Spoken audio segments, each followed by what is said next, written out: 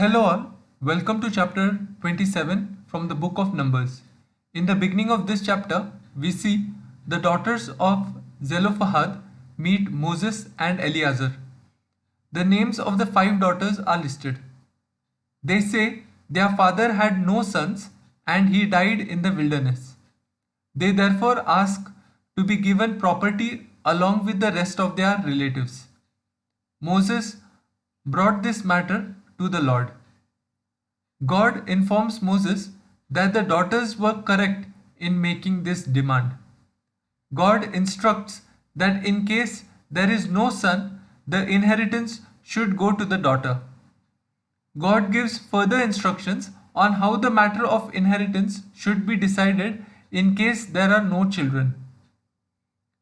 We then see God informs Moses to go up into Mount Abarim and see the promised land that God was going to give to the Israelites. God informs Moses that he will die on this mount just the way Aaron died on Mount Hor. This was because Moses had rebelled by disobeying God when God asked him to speak to the rock and not strike it for water.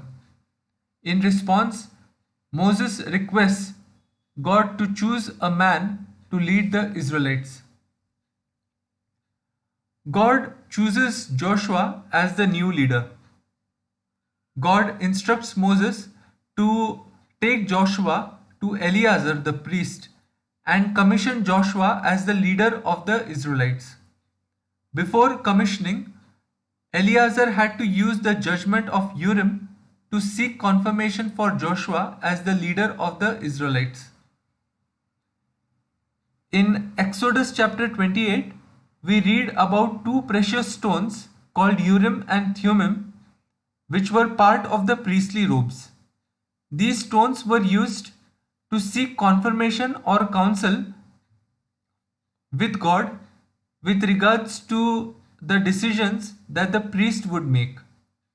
In this particular case, we see that the priest was seeking confirmation from God with regards to Joshua's leadership. Towards the end of this chapter, we see Moses follows all the instructions of God and Joshua is commissioned as the new leader. This is how the chapter ends. I hope you have enjoyed the video.